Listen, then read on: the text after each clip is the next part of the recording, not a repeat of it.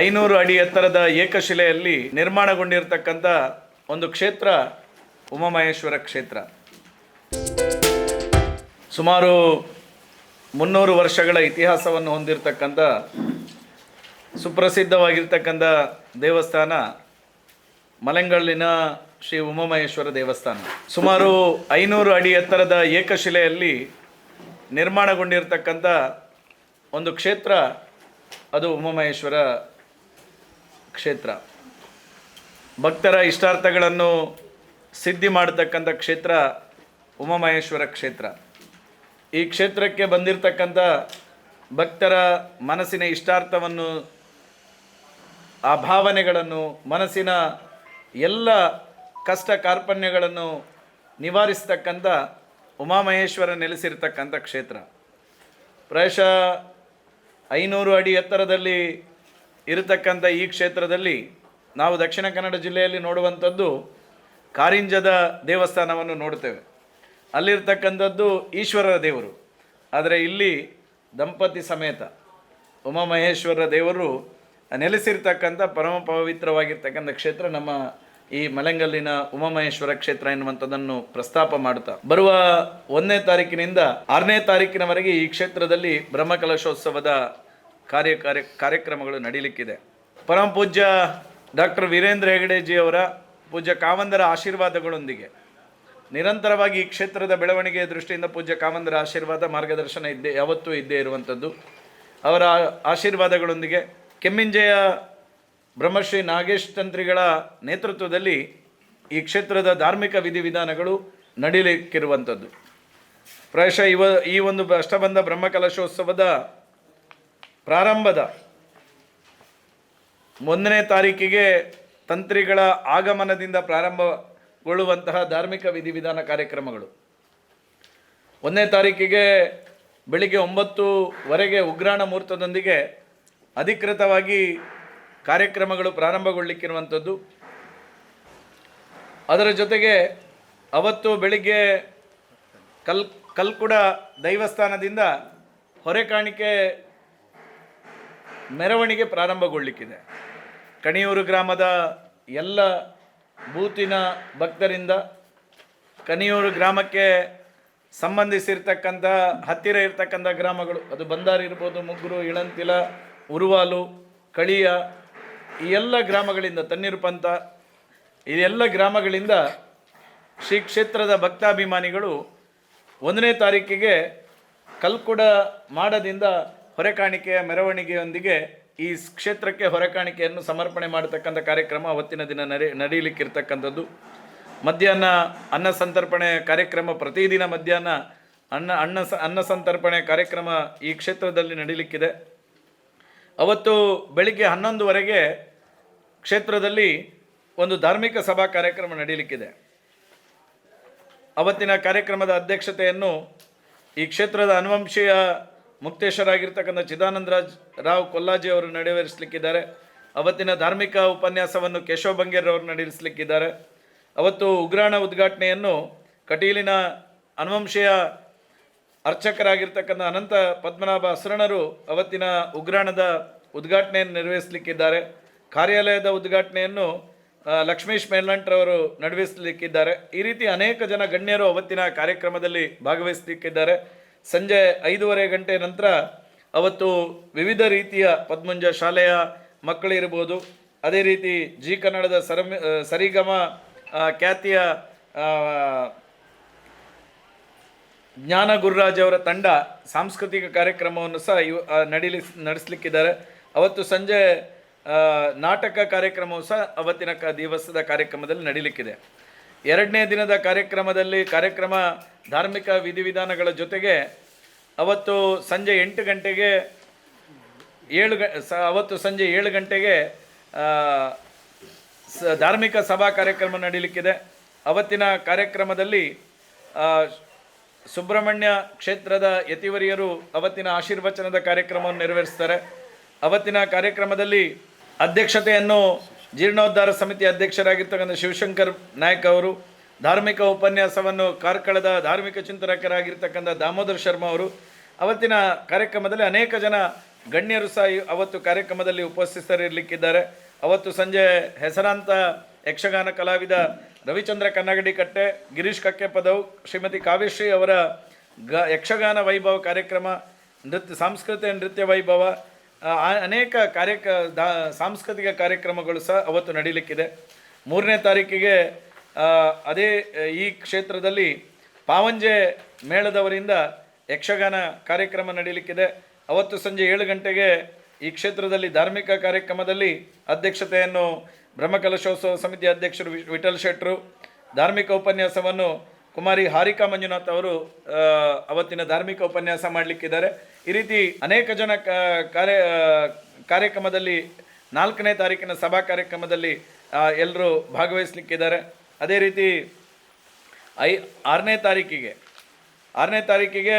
ಬೆಳಿಗ್ಗೆ 5ರಿಂದ ಉಮಾಮಹೇಶ್ವರ ದೇವರಿಗೆ ಅಷ್ಟಬಂಧ ಕಾರ್ಯಕ್ರಮ, ಬ್ರಹ್ಮಕಲಶೋತ್ಸವದ ಕಾರ್ಯಕ್ರಮ, ಮಹಾಗಣಪತಿ ದೇವರ ಪುನರ್ಪ್ರತಿಷ್ಠೆಯ ಕಾರ್ಯಕ್ರಮ 6ನೇ ತಾರೀಕಿಗೆ ಬೆಳಿಗ್ಗೆ 5 ಗಂಟೆಯಿಂದ ಈ ಕ್ಷೇತ್ರದಲ್ಲಿ ನಡೀಲಿಕ್ಕಿರುವಂಥದ್ದು. ಅವತ್ತಿನ ದಿನ ಹೆಚ್ಚಿನ ಸಂಖ್ಯೆಯಲ್ಲಿ ಭಕ್ತಾಭಿಮಾನಿಗಳು ಈ ಕ್ಷೇತ್ರದಲ್ಲಿ ಬೆಳಗಿನ ಸಂದರ್ಭದಲ್ಲಿ ಭಾಗವಹಿಸಲಿಕ್ಕಿದ್ದಾರೆ ಎನ್ನುವಂಥದ್ದನ್ನು ಸಹ ನಾನು ಈ ಸಂದರ್ಭದಲ್ಲಿ ಹೇಳುತ್ತಾ, ಅವತ್ತು ರಾತ್ರಿ ಶ್ರೀದೇವರಿಗೆ ಒಂದು ರಂಗಪೂಜೆ ಕಾರ್ಯಕ್ರಮ ನಡೀತದೆ.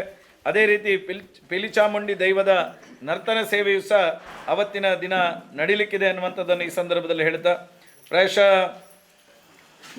ಅವತ್ತು ಸಭಾ ಕಾರ್ಯಕ್ರಮದಲ್ಲಿ ಪರಮ ಪೂಜ್ಯ ಡಾಕ್ಟರ್ ವೀರೇಂದ್ರ ಹೆಗಡೆಜಿಯವರು ಅವತ್ತಿನ ಕಾರ್ಯಕ್ರಮದ ಆಶೀರ್ವಚನವನ್ನು ನಡೆಸಲಿಕ್ಕಿದ್ದಾರೆ. ಅಧ್ಯಕ್ಷತೆಯನ್ನು ನಾನು ವಹಿಸಿಕೊಳ್ತಾ ಇದ್ದೇನೆ. ಧಾರ್ಮಿಕ ಉಪನ್ಯಾಸವನ್ನು ಕಾರ್ಕಳದ ಶ್ರೀಕಾಂತ್ ಶೆಟ್ಟಿಯವರು ಅವತ್ತಿನ ಧಾರ್ಮಿಕ ಕಾರ್ಯಕ್ರಮದಲ್ಲಿ ಉಪನ್ಯಾಸವನ್ನು ನೀಡಲಿಕ್ಕಿದ್ದಾರೆ. ಅನೇಕ ಜನ ಗಣ್ಯ ಅತಿಥಿಗಳು ಅವತ್ತಿನ ಕಾರ್ಯಕ್ರಮದಲ್ಲಿ ಭಾಗವಹಿಸುವ ಕಾರ್ಯಕ್ರಮ ಇರುವಂಥದ್ದು. ಅವತ್ತು ಸಹ ಸಂಜೆ ಧಾರ್ಮಿಕ ಸಾಂಸ್ಕೃತಿಕ ಕಾರ್ಯಕ್ರಮ, ಕರ್ನಾಟಕ ಶಾಸ್ತ್ರೀಯ ಸಂಗೀತ, ಅದೇ ರೀತಿ ಚಿನ್ನದ ಚಿಳಿಪಿಳಿ, ವಿಠಲ್ ನಾಯ್ಕ್ ಅವರ ಕಾರ್ಯಕ್ರಮ, ಅದೇ ರೀತಿ ಚೈತನ್ಯ ಕಲಾವಿದರಿಂದ ಒಂದು ನಾಟಕ ಪ್ರದರ್ಶನವು ಸಹ ಅವತ್ತಿನ ದಿನ ನಡೀಲಿಕ್ಕಿದೆ. ಅದೇ ರೀತಿ ಪ್ರತಿದಿನ ಈ ಕ್ಷೇತ್ರದಲ್ಲಿ ಬೇರೆ ಬೇರೆ ಭಜನಾ ತಂಡಗಳಿಂದ ಭಜನಾ ಕಾರ್ಯಕ್ರಮಗಳು ಸಹ ಈ ಒಂದು ಕ್ಷೇತ್ರದಲ್ಲಿ ನಡೀಲಿಕ್ಕಿರುವಂಥದ್ದು. ಅದರ ಜೊತೆಗೆ ಈ ಕ್ಷೇತ್ರದ ಅನ್ನದಾನದ ಸೇವೆಯ ದೃಷ್ಟಿಯಿಂದ ಸುಮಾರು 1 ಲಕ್ಷದ ಅನ್ನದಾನ ಸೇವಾಕರ್ತರು, 50,000 ರೂಪಾಯಿಯಾಗಿ ಅನ್ನದಾನ ಸೇವಾಕರ್ತರು, 25,000 ರೂಪಾಯಿಯ ಅನ್ನದಾನದ ಸೇವಾಕರ್ತರು ಎನ್ನುವ ಅನ್ನದಾನದ ಸೇವಾಕರ್ತರು ಈ ಕ್ಷೇತ್ರದ ಬ್ರಹ್ಮಕಲಶೋತ್ಸವದ ಸಂದರ್ಭದಲ್ಲಿ ತಮ್ಮ ಸೇವೆಯನ್ನು ಈಗಾಗಲೇ ಮಾಡುವಂಥ ಇಚ್ಛೆಯನ್ನು ವ್ಯಕ್ತಪಡಿಸಿರುವಂಥದ್ದನ್ನು ಸಹ ನಾನು ಈ ಸಂದರ್ಭದಲ್ಲಿ ಉಲ್ಲೇಖ ಮಾಡ್ತಾ, ಪ್ರಾಯಶಃ ಇವತ್ತು ಇಂತಹ ಒಂದು ಸುಂದರ ರಮಣೀಯವಾಗಿರ್ತಕ್ಕಂಥ ಕ್ಷೇತ್ರ, ಈ ಕ್ಷೇತ್ರದ ಬ್ರಹ್ಮಕಲಶೋತ್ಸವದ ಸಂದರ್ಭದಲ್ಲಿ ತಾಲೂಕಿನ ಎಲ್ಲ ಭಕ್ತರಿಗೆ, ಜಿಲ್ಲೆಯ ಭಕ್ತರಿಗೆ, ಪರವೂರಿನಲ್ಲಿರ್ತಕ್ಕಂಥ ಎಲ್ಲ ಕ್ಷೇತ್ರದ ಭಕ್ತರನ್ನು ಆಕರ್ಷಣೆ ಮಾಡಿ ಈ ಕ್ಷೇತ್ರದ ಆ ಬ್ರಹ್ಮಕಲಶೋತ್ಸವದಲ್ಲಿ ಭಾಗವಹಿಸುವಂಥ ನಿಟ್ಟಿನಲ್ಲಿ ಎಲ್ಲ ಪತ್ರಿಕಾ ಮಾಧ್ಯಮದ ಬಂಧುಗಳು, ದೃಶ್ಯ ಮಾಧ್ಯಮದ ಬಂಧುಗಳು ಈ ಒಂದು ಬ್ರಹ್ಮಕಲಶೋತ್ಸವಕ್ಕೆ ಹೆಚ್ಚಿನ ಪ್ರಚಾರವನ್ನು, ಮಾಹಿತಿಯನ್ನು ಜನಸಾಮಾನ್ಯರಿಗೆ ತಿಳಿಸುವ ಮೂಲಕ ಈ ಒಂದು ಬ್ರಹ್ಮಕಲಶೋತ್ಸವ ಯಶಸ್ವಿ ದೃಷ್ಟಿಯಿಂದ ತಮ್ಮೆಲ್ಲರ ಸಹಕಾರ ಬೇಕೆನ್ನುವಂಥ ಕಾರಣಕ್ಕೋಸ್ಕರ ಇವತ್ತು ಪತ್ರಿಕಾಗೋಷ್ಠಿಯನ್ನು ಕರೆದಿದ್ದೇವೆ. ಮತ್ತೊಮ್ಮೆ ಕ್ಷೇತ್ರದ ಆಡಳಿತ ಸಮಿತಿಯ ಪರವಾಗಿ, ಜೀರ್ಣೋದ್ಧಾರ ಸಮಿತಿಯ ಪರವಾಗಿ, ಬ್ರಹ್ಮಕಲಶೋತ್ಸವ ಸಮಿತಿಯ ಪರವಾಗಿ ಪತ್ರಿಕಾ ಮಾಧ್ಯಮ, ದೃಶ್ಯ ಮಾಧ್ಯಮದ ಬಂಧುಗಳ ಹತ್ರ ಸವಿನಯವಾಗಿರ್ತಕ್ಕಂಥ ವಿನಂತಿಯನ್ನು ಮಾಡ್ತೇನೆ. ಈ ಕಾರ್ಯಕ್ರಮಕ್ಕೆ ನಿಮ್ಮ ಹೆಚ್ಚಿನ ಸಹಕಾರಗಳ ಮೂಲಕ ಈ ಬ್ರಹ್ಮಕಲಶೋತ್ಸವ ಯಶಸ್ವಿಗೆ ನಿಮ್ಮ ಸಹಕಾರ ಅತ್ಯಂತ ಅಗತ್ಯ ಇದೆ. ನಿಮ್ಮ ಸಹಕಾರವನ್ನು ವಿನಮ್ರವಾಗಿ ಈ ಪತ್ರಿಕಾಗೋಷ್ಠಿಯ ಮೂಲಕ ನಾನು ವಿನಂತಿ ಮಾಡ್ತೇನೆ. ಈಗಾಗಲೇ ಕ್ಷೇತ್ರದ ಉಲ್ಲೇಖ ಮಾಡಿದರು ನಾರಾಯಣಗೌಡರು. ಈ ಕ್ಷೇತ್ರದ ಬ್ರಹ್ಮಕಲಶೋತ್ಸವದ 1ನೇ ತಾರೀಕಿಂದ ಪ್ರಾರಂಭಗೊಂಡು 6ನೇ ತಾರೀಕುವರೆಗೆ ನಡೆಯುವ ಸಂದರ್ಭದಲ್ಲಿ, ಯಾಕಂದರೆ ಕಣಿಯೂರು ಗ್ರಾಮದ ಹಿಂದೂಗಳ ಮನೆಯೇ 900 ಮನೆ ಇದೆ. ಇಲ್ಲಿಯೇ ನಮಗೆ ಪ್ರತಿನಿತ್ಯ ಏನಿಲ್ಲ ಅಂದರೂ 2,500 3 ಸಾವಿರ ಜನ ನಮ್ಮ ಊರಿನ ಗ್ರಾಮದವರೇ ಇರ್ತಾರೆ. ನಮ್ಮ ಗ್ರಾಮದವರೇ 2,500 3 ಸಾವಿರ ಜನ ಇರ್ತಾರೆ. ಅದರ ಜೊತೆಗೆ ಹತ್ತಿರ ಇರ್ತಕ್ಕಂಥ ಎಲ್ಲ ಗ್ರಾಮದ ಭಕ್ತರು ಸಹ ಉಮಾಮಹೇಶ್ವರ ದೇವರ ಭಕ್ತರೇ. ಇಲ್ಲಿರ್ತಕ್ಕಂಥದ್ದು ಉರುವಾಲ್ ಇರ್ಬೋದು, ಬಂದಾರ್ ಇರ್ಬೋದು, ಮುಗುರು ಇರ್ಬೋದು, ಇಳಂತಿಲೆ ಇರ್ಬೋದು, ಈ ಕಡೆ ಕಳಿಯ ನ್ಯಾಯತರಪು, ತಣ್ಣೀರು ಪಂಥದ ಈ ಪರಿಸರದ ಎಲ್ಲ ಬಂಧುಗಳು ಹೆಚ್ಚಿನವರು ವರ್ಷದ ಜಾತ್ರೆಗಳಿರ್ಬೋದು, ಅಥವಾ ಶಿವರಾತ್ರಿಯ ಕಾರ್ಯಕ್ರಮಗಳಿರ್ಬೋದು, ಅಥವಾ ಯಾವುದೇ ಒಂದು ಒಳ್ಳೆಯ ಕೆಲಸಗಳು ಆಗಬೇಕಾದಂಥ ಸಂದರ್ಭದಲ್ಲಿ ಈ ಸನ್ನಿಧಾನಕ್ಕೆ ಬರ್ತಕ್ಕಂಥ ಭಕ್ತರು ಇರುವಂಥದ್ದು. ಅದರಿಂದಾಗಿ ಎವರೇಜ್ ಆಗಿ ಪ್ರತಿದಿನ ಮಧ್ಯಾಹ್ನದ ಅನ್ನ ಸಂತರ್ಪಣೆ ಸಂದರ್ಭದಲ್ಲೂ ಒಂದು 5,000ಕ್ಕಿಂತ ಹೆಚ್ಚು ಸಂಖ್ಯೆ ಇರ್ಬೋದು. ಸಂಜೆ ಇನ್ನೊಂದು 7-8 ಸಾವಿರ ಸಂಖ್ಯೆ ಜನ ಇಲ್ಲಿಯ ಕಾರ್ಯಕ್ರಮಕ್ಕೆ ಬರ್ಬೋದು ಅನ್ನುವಂಥ ನಿರೀಕ್ಷೆಯನ್ನು ಇಟ್ಟುಕೊಂಡು ಪ್ರಾಯಶಃ ಈ ಭಾಗದಲ್ಲಿ ದೇವಸ್ಥಾನದ ಬಲಭಾಗದಲ್ಲಿ ಕೆಳಗಡೆ ಬೇಕಾಗಿರುವಂಥ ಜಾಗ ಇದೆ.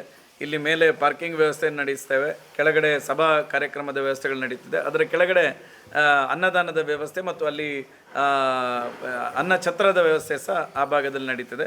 ಬಂದಿರುವಂಥ ಭಕ್ತರು ಈ ಭಾಗದಲ್ಲಿ ಬಂದಾಗ ಅಲ್ಲಿ ಎದುರಿಗೆ ಹಳೆಯ ನಮ್ಮದು ಸಭಾಭವನ ಇದೆ, ಅದನ್ನು ಕೌಂಟ್ರಾಗಿ ಉಪಯೋಗ ಮಾಡಿಕೊಳ್ತೇವೆ.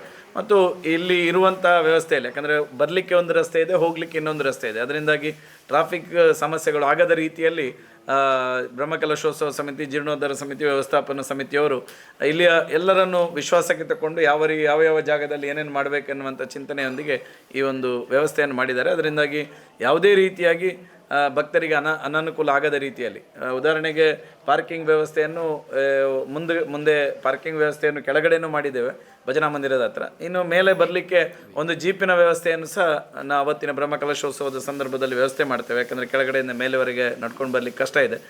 ಜೀಪಿನ ವ್ಯವಸ್ಥೆಯನ್ನು ಸಹ ಮಾಡುವಂಥ ವ್ಯವಸ್ಥೆಗಳು ಈಗಾಗಲೇ ತೀರ್ಮಾನ ಆಗಿದೆ. ಇಲ್ಲಿಯ ಆಡಳಿತ ಅಧ್ಯಕ್ಷನಾಗಿ ನಾನು ಕೆಲವು ವಿಷಯಗಳನ್ನು ತಿಳಿಸಲಿಕ್ಕೆ ಆಯೋಜಿಸ್ತೇನೆ. ಇಲ್ಲಿ 6-7 ವರ್ಷಗಳಿಂದ ನಾನು ಅಧ್ಯಕ್ಷನಾಗಿ ಮಾಡ್ತಾಯಿದ್ದೇನೆ. ಹಲವಾರು ಕಾರ್ಯಕ್ರಮಗಳು ನಡೀತಾ ಇದ್ದಾವೆ. ಎಲ್ಲ ಕಾರ್ಯಕ್ರಮಗಳು ಅಚ್ಚುಕಟ್ಟಾಗಿ ನಡೀತಾ ಇದೆ, ಅದು ಸಂತೋಷದ ವಿಷಯ.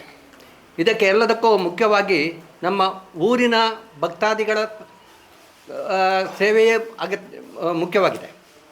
ಇಲ್ಲಿ ಆಮೇಲೆ 12 ವರ್ಷ ಆಗುವ ಮೊದಲು, ಅಂದರೆ 11ನೇ ವರ್ಷದಲ್ಲಿ ನಾವು ಬ್ರಹ್ಮಕಲಶೋತ್ಸವ ಮಾಡಬೇಕು, 12ನೇ ವರ್ಷದಲ್ಲಿ ಅಂತೇಳಿ ಯೋಚನೆ ಮಾಡಿ ಒಂದು ಬ್ರಹ್ಮಕಲಶೋತ್ಸವ ನಾವು ಜೀರ್ಣೋದ್ಧಾರ ಕಮಿಟಿಯನ್ನು ಇಲ್ಲಿ ಮಾಡಿದರು.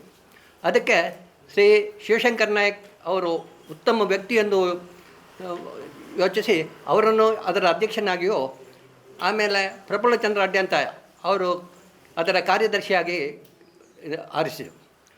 ಇಲ್ಲಿ ಅವರು ಈ ಕಾರ್ಯಗಳಿಗೆ ನಾವು ಹೆಚ್ಚು ಕಡಿಮೆ 1 ಕೋಟಿ ಅಂದಾಜು ಮಾಡಿಬಿಟ್ಟು ಕಾರ್ಯವನ್ನು ಸ್ಟಾರ್ಟ್ ಮಾಡಿದರು. ಸ್ಟಾರ್ಟ್ ಮಾಡುವಾಗ ನಮ್ಮ ಕೈಯಲ್ಲಿ ಏನೂ ಇರಲಿಲ್ಲ. ಆದರೆ ಎಲ್ಲ ಭಕ್ತಾದಿಗಳು ತಾವಾಗಿ ಮುಂದೆ ಬಂದು ಒಂದೊಂದೇ ಕೆಲಸಗಳನ್ನು ಮಾಡ್ತಾ ಹೋದಂಗೆ ನಮಗೆ ಧನ ಸಹಾಯ ಬರ್ತಾ ಬಂತು. ಈ ಎಲ್ಲ ಕೆಲಸಗಳು ನಮಗೆ ಎಲ್ಲ ದಾನಿಗಳ ಕೃಪೆಯಿಂದಲೇ ಆಗಿದೆ. ಇಲ್ಲಿ ಹೆಚ್ಚು ಕಡಿಮೆ ಈಗ ನಾವೊಂದು 90 ಲಕ್ಷದ ಮೇಲೆ ಕೆಲಸಗಳನ್ನು ಮಾಡಿದ್ದೇವೆ. ಇದಕ್ಕೆಲ್ಲ ದಾನಿಗಳದೇ ಇದು. ಅದು ಪರವೂರಿನ ದಾನಿಗಳು ನಾವು ಹೊರಗೆ ಹೋಗಿ ಯಾರನ್ನು ಹೆಚ್ಚು ಕೇಳಲಿಲ್ಲ. ನಮ್ಮಲ್ಲೇ ಇದಕ್ಕೆ ಸಂಬಂಧಪಟ್ಟವರು ಇಲ್ಲಿಯವರನ್ನೇ ನಾವು ಆದಷ್ಟು ಕೇಳಿಕೊಂಡು ಇಷ್ಟು ಕಾರ್ಯಗಳನ್ನು ಮಾಡಿದ್ದೇವೆ.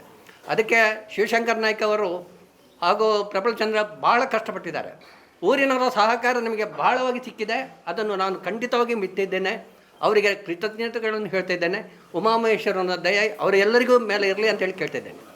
ಅದಾದ ಮೇಲೆ ಬ್ರಹ್ಮಕಲಶ ಮಾಡಲಿಕ್ಕೆ ಅಂತೇಳಿ ನಾವು ಹೊರಟಾಗ ಪ್ರಥಮವಾಗಿ ನನ್ನ ಅಣ್ಣನ ಮಗ, ಯಾಕಂದರೆ ಮೊದಲು ನನ್ನ ಅಣ್ಣ ಇಲ್ಲಿ ಬ್ರಹ್ಮಕಲಶೋತ್ಸವದ ಅಧ್ಯಕ್ಷರಾಗಿದ್ದರು, ಹರ್ಷ ಮೇಲಂಟ ಅಂತೇಳಿ, ಅವನು ಮೈಸೂರಲ್ಲಿ ಅವನು ವ್ಯವಹಾರ ಮಾಡ್ತಿದ್ದಾನೆ. ಅವನನ್ನು ಕೇಳಿಕೊಂಡು ಪ್ರಥಮ ಒಪ್ಪಿದ. ಆದರೆ ಅವನ ಕಾರ್ಯನಿಮಿತ್ತದಿಂದ ಇಲ್ಲಿ ಬಂದು ಇರಲಿಕ್ಕಾಗೋದಿಲ್ಲ. ಅದಕ್ಕೆ ನನ್ನಿಂದ ಸಹಾಯ ಏನು ಬೇಕು, ನಾವು ಬೇರೆಯವ್ರನ್ನ ಮಾಡಿ ನನ್ನ ಸಹಾಯ ಎಷ್ಟು ಬೇಕೋ ಏನು ಬೇಕೋ ಅಂತ ಕೇಳಿ ನಾನು ಮಾಡ್ತೇನೆ ಅಂತ ಹೇಳಿ ಅವನೇ ವಿಠಲ್ ಶೆಟ್ಟಿಯನ್ನು, ಕೊಲ್ಲಟ್ಟು ವಿಠಲ್ ಶೆಟ್ಟಿ ಅವರನ್ನು ಅಧ್ಯಕ್ಷರನ್ನಾಗಿ ನೇಮಿಸಿದರು. ಆಮೇಲೆ ಇಲ್ಲಿ ಹಲವಾರು ಕಾರ್ಯಕ್ರಮಗಳು, ಇಲ್ಲಿ ಬೇಕಾದಂಥ ದೇಣಿಗೆಗಳನ್ನಾಗಲಿ, ಅನ್ನ ಸಂತರ್ಪಣೆಗೆ ಅಥವಾ ಬ್ರಹ್ಮಕಲಶಕ್ಕೆ ಬೇಕಾದಂಥ ಎಲ್ಲ ದೇಣಿಗೆಗಳನ್ನು ಮನೆಗೆ ಹೋಗಿ ಅವರಿಗೆ ಮನವರಿಕೆ ಮಾಡಿ ಎಲ್ಲರೂ ಬಹಳ ಉತ್ಸಾಹದಿಂದ ಕೊಡ್ತಾ ಬಂದಿದ್ದಾರೆ. ಇದು ನಮಗೆ ಸಂತೋಷ ವಿಷಯ. ಆದರೆ ಅದರ ಮಧ್ಯದಲ್ಲೂ ಕೊಲ್ಲಟ್ಟು ವಿಠಲ್ ಶೆಟ್ಟಿ ಅವರಿಗೆ ಒಂದು ಆಘಾತವಾಯಿತು. ಅವರ ಅಳಿಯ ಅಕಸ್ಮಿತವಾಗಿ ಒಂದು ಆಕ್ಸಿಡೆಂಟಲ್ಲಿ ತೀರ್ಕೊಂಡು ಬಿಟ್ಟರು. ಅದನ್ನು ಕೂಡ ಕೆಲವೇ ದಿನಗಳಲ್ಲಿ ಮರೆತು ಈ ದೇವರ ಸೇವೆಯನ್ನು ನಾವು ನಿಲ್ಲಿಸಬಾರ್ದು, ಇದರಿಂದ ಚ್ಯುತಿಯಾಗಬಾರ್ದು ಅಂತ ಹೇಳಿ ಕೂಡಲೇ ದೇವರು ಅವನಿಗೆ ಶಕ್ತಿ ಕೊಟ್ಟರೋ ಏನು ಗೊತ್ತಿಲ್ಲ, ಅವರು ಈ ಕೆಲಸಕ್ಕೆ ಮತ್ತೆ ಮುಂದಡಿ ಇಟ್ಟು ಈ ಕೆಲಸಗಳಿಗೆ ಮುಂದಡಿ ಇಟ್ಟರು. ಇದೆಲ್ಲ ಯಾಕಂದರೆ ನಾನು ಯಾಕೆ ಹೇಳ್ತಿದ್ದೇನೆ ಅಂದರೆ, ಜೀರ್ಣೋದ್ಧಾರ ಅಧ್ಯಕ್ಷರಾಗಲಿ, ಸಮಿತಿ ಆಗಲಿ, ಹಾಗೆ ಬ್ರಹ್ಮಕಲಶೋತ್ಸವ ಆಗಲಿ, ಬ್ರಹ್ಮಕಲಶೋತ್ಸವ ಸಮಿತಿ ಆಗಲಿ, ನನಗೆ 2 ಭುಜಗಳಂಗೆ ಇದ್ದು ಈ ದೇವಸ್ಥಾನದ ಸಂಪೂರ್ಣ ಕಾರ್ಯವನ್ನು ಉತ್ತಮ ರೀತಿಯಲ್ಲಿ ಮಾಡಲಿಕ್ಕೆ ಸಹಾಯ ಮಾಡಿದ್ದಾರೆ. ನಮಗೆ ಸಂಪೂರ್ಣ ಧೈರ್ಯ ಇದೆ, ನಮ್ಮ ಈ ಬ್ರಹ್ಮಕಲಶೋತ್ಸವವು ದೇವರ ದಯದಿಂದ ಉತ್ತಮ ರೀತಿಯಲ್ಲಿ ನಡೀತದೆ. ಅದಕ್ಕೆ ತಮ್ಮೆಲ್ಲರ ಸಹಕಾರ, ಯಾಕಂದರೆ ನೀವು ದೃಶ್ಯ ಮಾಧ್ಯಮ ಆಗಿರ್ಬೋದು ಅಥವಾ ಪತ್ರಿಕೆಯವರು ಆಗಿರ್ಬೋದು, ನಿಮ್ಮ ಸಹಕಾರ ನಮಗೆ ಖಂಡಿತ ಬೇಕು. ಯಾಕಂದರೆ ನಾವು ಬರೀ ಇಲ್ಲಿ ಇದ್ದುಕೊಂಡು ಹೇಳಿದ್ರೆ ಸಾಕಾಗೋದಿಲ್ಲ. ನೀವು ಎಷ್ಟು ಪ್ರಚಾರ ಹಬ್ಬಿಸ್ತೀರಾ ಅದು ನಮಗೆ ಅನುಕೂಲ ಆಗ್ತದೆ. ದೇವರ ಕೃಪೆಗೆ ನಾವು ಏನು ಕೇಳ್ತಾ ಇರೋದಂದರೆ, ಎಲ್ಲರೂ ಈ ದೇವರ ಕೃಪೆಗೆ ಪಾತ್ರರಾಗಬೇಕು ಅಂತೇಳಿ ಕೇಳ್ತಾ, ನಿಮ್ಮೆಲ್ಲರ ಸಹಕಾರವನ್ನು ಬಯಸ್ತಾ, ಹಾಗೆ ನಮ್ಮ ಮತ್ತೊಂದು ನಮಗೆ ಆಧಾರ ಕಂಬ ಅಂದರೆ ನಮ್ಮ ಶಾಸಕರಾದ ಹರೀಶ್ ಪುಂಜವರು. ಅವರು ಎಲ್ಲ ಕೆಲಸಗಳನ್ನು ಬಿಟ್ಟು ಯಾವಾಗ ಬೇಕೋ ಆಗ, ಮೊನ್ನೆ ಕೂಡ ಒಂದು ಮೀಟಿಂಗಿಗೆ ಬಂದಿದ್ದರು. ಅದಕ್ಕಿಂತ ಮೊದಲು ಫಸ್ಟ್ ಇಲ್ಲಿ ನಾವು ಇದು ಸ್ಟಾರ್ಟ್ ಮಾಡುವ ಮೊದಲೇ ಅವರನ್ನು ಕೇಳಿಕೊಂಡಾಗ ಬಂದು, ನನ್ನಿಂದ ಏನಾಗಬೇಕು, ನಾನು ಈ ಕೆಲಸಕ್ಕೆ ನನ್ನ ಅನುದಾನದಲ್ಲಿ 20 ಲಕ್ಷ ಕೊಡ್ತೇನೆ ಅಂತೇಳಿ ವಾಗ್ದಾನ ಮಾಡಿ, ಅದು ನಮಗೆ ಎಷ್ಟು ಧೈರ್ಯ ಬಂತಂದರೆ, ಖಂಡಿತವಾಗಿ ನಾವು ಕೇಳಲಿಲ್ಲ, ಮಾಡಿಲ್ಲ. ಅವರು ಪ್ರಥಮವಾಗಿ ವಾಗ್ದಾನ ಮಾಡಿದ್ದು ಆ ಕಾರ್ಯಕ್ಕಾಗಿ ಅವರು ಎಲ್ಲ ನಮಗೆ, ಅದಲ್ಲದೆ ಈ ಮಾರ್ಗಕ್ಕೆ ಬೇಕಾದ, ನಾವು ಕೇಳ್ತಾ ಇದ್ದಂಗೆ ಮಾರ್ಗಕ್ಕೆ ಬೇಕಾದ ಎಲ್ಲ ಅನುಕೂಲಗಳನ್ನು ಮಾಡಿಕೊಟ್ಟು ಇಲ್ಲಿವರೆಗೆ ಮಾರ್ಗದ ವ್ಯವಸ್ಥೆಯನ್ನು ಮಾಡಿಕೊಟ್ಟಿದ್ದಾರೆ. ಇಲ್ಲಿಗೆ ಇದಲ್ಲದೆ ನಮ್ಮ ಇಲ್ಲಿಯ ಕೆಲಸ ಮಾಡುವಂಥ ಮೇಸ್ತ್ರಿಗಳಾಗಲಿ ಎಲ್ಲರ ಸಹಕಾರವೂ ನಮಗೆ ಬೇಕಾಗಿದೆ. ಅವರು ಕಾಲಕ್ಕೆ ನಮಗೆ ಆ ಕಾರ್ಯಗಳನ್ನು ಮುಗಿಸ್ತಾ ಬಂದಿದ್ದರಿಂದ ನಾವು ಇಲ್ಲಿವರೆಗೆ ಬಂದಿದ್ದೇವೆ. ನಮಗೆ ಇಷ್ಟೆಲ್ಲ ಕಂಪ್ಲೀಟ್ ಮಾಡ್ತೇವೆ ಎಂಬ ಧೈರ್ಯ ಕೂಡ ನಮಗೆ ಇರಲಿಲ್ಲ. ಆದರೆ ಇವತ್ತು ನಮಗೆ ಸಂತೋಷದಿಂದ ಹೇಳಬಲ್ಲೆ, ಇವರೆಲ್ಲರ ಸಹಕಾರದಿಂದ ಹರೀಶ್ ಮುಂಜ ಆಗಿರ್ಬೋದು, ಪೂಜ್ಯ ಕಾವಂದರಾಗಿರ್ಬೋದು, ಅಥವಾ ಪ್ರತಾಪ್ ಸಿಂಹ ನಾಯಕ್ ಅವರು, ನಾವು ಹೋಗಿ ಕೇಳಿದ ಕೂಡಲೇ ನಮಗೆ 5 ಲಕ್ಷ ಅನುದಾನವನ್ನು ಕೊಟ್ಟಿದ್ದಾರೆ. ಹಾಗೆ ಎಂ ಪಿ ಅವರು ಕೂಡ ನಮಗೆ ಅನುದಾನಕ್ಕೆ ಆಶ್ವಾಸನೆ ಕೊಟ್ಟಿದ್ದಾರೆ. ಇದೆಲ್ಲ ಬಂದರೆ ನಮ್ಮ ಹತ್ರ ಈ ಕೆಲಸ ಮಾಡಿ ಏನು ಯೋಚನೆ ಮಾಡಿದ್ದೇವೋ ಆ ಕೆಲಸ ಮಾಡಿ ನಮ್ಮ ಹತ್ರ ಸ್ವಲ್ಪ ಉಳಿಬೋದು ಎಂಬ ಒಂದು ಇದಿದೆ. ಅದರಲ್ಲಿ ಏನು ಉಳಿದ ಅಭಿವೃದ್ಧಿ ಇದಿದೆ ಅದನ್ನು ಖಂಡಿತವಾಗಿ ಮಾಡ್ತೇವೆ. ಇಲ್ಲಿ ನಮಗೆ ದೇವರ ಭಕ್ತರು ಬಂದು ಕೊಡುವಂಥ ಕಾಣಿಕೆ ಹೊರತು ಬೇರೆ ಯಾವುದೂ ಉತ್ಪತ್ತಿ ಇಲ್ಲ. ಯಾಕಂದರೆ ಯಾವುದೇ ಇದರಿಂದ ನಮಗೆ ಉತ್ಪತ್ತಿ ಬರುವಂಥ ಇದಿಲ್ಲ. ದೇವರ ಇದಕ್ಕೆ ಏನು ಬೇಕೋ ಅದಕ್ಕೆ ದೇವರು ಬಂದು ಭಕ್ತರು ಬಂದು ಮಾಡುವಂಥ ಸೇವೆಯಿಂದಾಗಲೇ ಆಗಬೇಕು ಹೊರತು ಬೇರೆ ಯಾವುದರಿಂದಲೂ ನಮಗೆ ಸಿಗ್ತಾಯಿಲ್ಲ. ಆದರೆ ನಮಗೆ ಅದಕ್ಕೇನು ತೊಂದರೆ ಆಗಿಲ್ಲ. ಇಲ್ಲಿ ನನ್ನ ಅನುಭವದ ಪ್ರಕಾರ ಇಲ್ಲಿ ಯಾವುದೇ ಕೆಲಸ ಮಾಡಲಿ ನಮಗೆ ದುಡ್ಡಿನ ತೊಂದರೆ ಆಗಿಲ್ಲ. ಯಾವಾಗಲೂ ಯಾರೇ ಕೆಲಸ ಮಾಡಲಿ ಅವರಿಗೆ ನಮ್ಮಿಂದ ಇನ್ನು ಬಾಕಿ ಇದೆ ಕೊಡಬೇಕು ಎಂಬ ಯಾವುದೇ ಇದು ಇಲ್ಲ. ನಾವು ಕೊಡುವುದನ್ನು ಕಾಲಕ್ಕೆ ಕೊಟ್ಟಿದ್ದೇವೆ, ಕೊಡ್ತಾ ಇದ್ದೇವೆ. ಹಾಗೆ ಕೊಡುವಂಥ ಶಕ್ತಿಯನ್ನು ದೇವರು ಕೊಡ್ತಾರಂತೇಳಿ ಹೇಳ್ತಾ ನಾನು 2 ಮಾತು.